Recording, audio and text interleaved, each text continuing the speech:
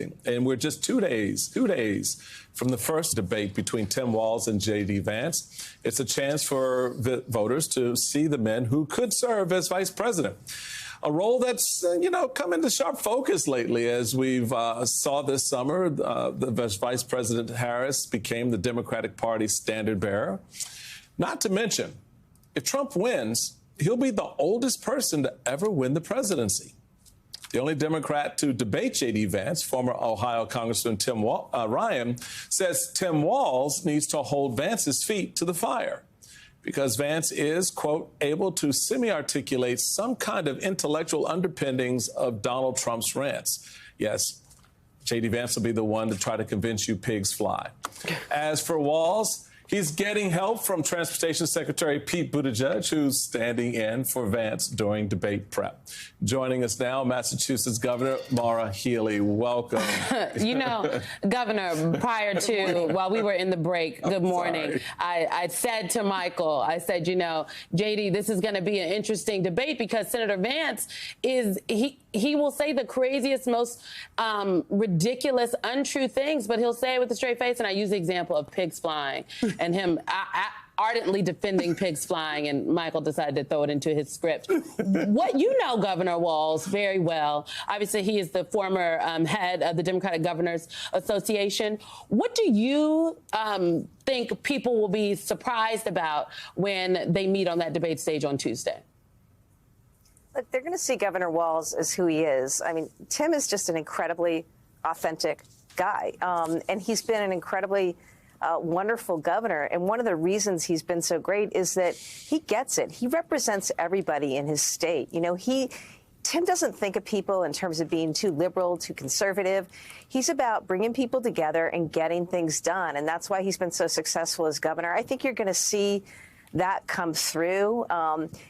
People kid about his big dad energy.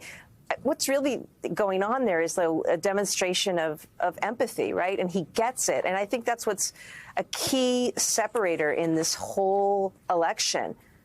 Tim and Kamala get it. They're there for Americans. They're there for middle-class families, right? Their eye is on the ball, which is like lowering costs, making life easier, more affordable, protecting communities, protecting our kids, funding things like health care and child care and education, and building more housing, right, so we can drive costs down.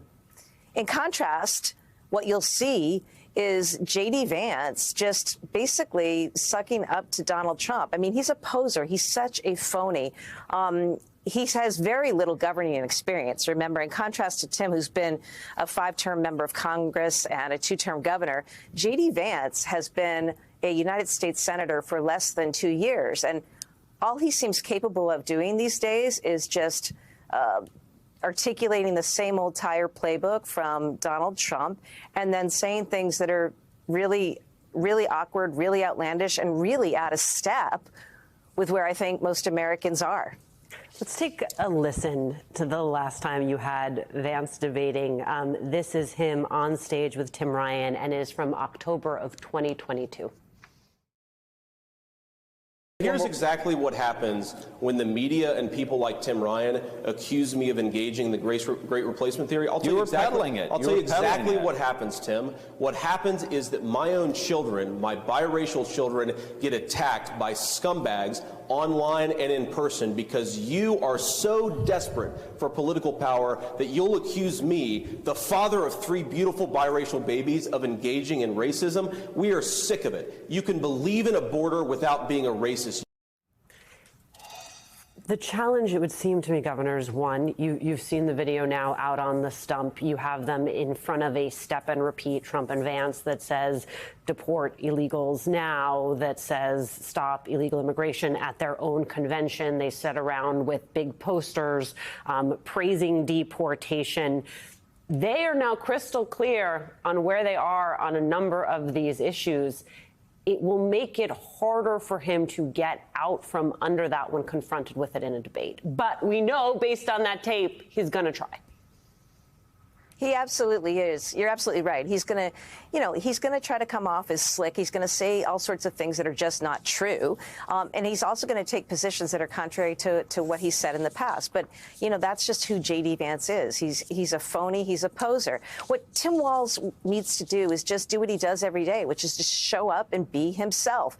He's also a coach. I'm sure, he's ready for game day. And, he will continue to just press the case and point out the real differences, right? I mean, Walz and Harris are firmly in the corner of protecting women and reproductive freedom and access to abortion. And J.D. Vance, remember, wants to take that away. He wants a national abortion ban. He doesn't even want abortion in the instance of rape or incest. The things that he said about women are just horrible. And I think you'll see Tim Walz just continuing to press that and to make those differences clear because, on issues of the economy, on issues of health care, child care, access to abortion, I mean, the differences could not be more stark. And you're going to see Tim continue to press on that, notwithstanding anything crazy that J.D. Vance has to offer or say. How do you, Governor, make Pete Buttigieg playing the role of J.D. Vance, which is, if I'm looking at it, is kind of an interesting pairing, if you will, sort of, because Pete has his own kind of style. It's not what you would think, in terms of having him kind of pretend to be or play someone like a J.D. Vance. So, but I guess it will work. And what's your take on the prep in terms of, because I'm a little bit, I'll be honest, I'm a little bit nervous about this debate for Tim Walz, simply because I know what he's up against with J.D. Vance. And my concern is that, the slick, slimy kind of, thing that Alicia just played, where he suddenly transports himself into victimhood. I'm the father of three biracial daughters. Oh my God, how could you say such a thing? At the same time, you're running with a guy who would take your 3 biracial daughters and put them in a camp somewhere if their papers don't check out. So how do you see that playing out in terms of Walz's attempt to really press the point back on someone like J.D. Vance, who is pretty slick at the game? Yeah, I think you're exactly right, Michael. And this is what I think you'll see Tim Walz continue to do. He's just going to actually talk about what he's done and what they want to do, what he and Kamala Harris want to do. Remember, Tim Walz is a guy who got elected in a Republican district 5 times over. He went on to be governor. He cut taxes in Minnesota. He took care of people in Minnesota. He made breakfast and lunch free for kids in Minnesota. He funded education. And he also protected women's access to reproductive health care. He was the first governor to take action after the overturning of Roe. And I think he just needs to go back and just point out all the things that he's done and what Harris Walz want to do. Remember, they are the ones, Kamala Harris and Tim Walz, actually want to help real Americans, middle-class families. They want to cut taxes for middle-class families.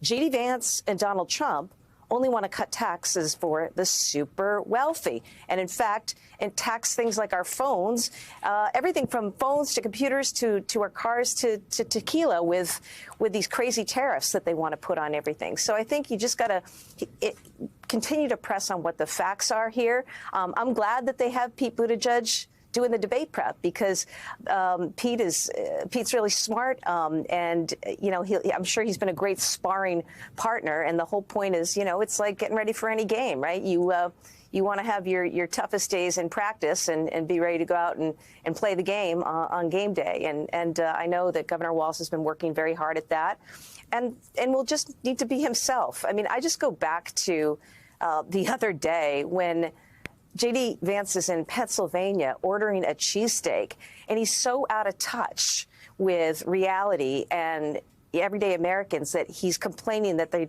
don't have Swiss cheese for his cheesesteak. Like, who does that, right? I mean, like, he can't even go into a donut shop and order a donut. It's just, it's not right. It's not right. He didn't read the briefing, Governor. He didn't read the briefing. He missed that one. That's what we got to let. He missed that one. So you got to. let Tim be Tim, and he's going to come off as caring, authentic as he is, right? And it's a lot easier to be and perform when you're just being yourself. And J.D. Vance doesn't know which way is up because he's had to cartwheel and catapult into so many different places just to have Donald Trump's liking, right? I know we have to go, but Governor, really quick, yes or no, do you think this debate will push Donald Trump to say yes to another debate with Vice President Kamala Harris, or no? No, I don't know what goes on in that man's mind. All I know is that the stakes could not be higher, and people got to get out and vote and understand that no matter what is coming out of J.D. Vance's mouth or Donald Trump's mouth, look at the facts, look at the playbook, look at Project 2025, look at what they're looking to do and where they're looking to take this country, and contrast that with a vision that's about lifting people up, bringing people together, moving our economy forward, and making life better for Americans. That's Tim Walz and Kamala Harris.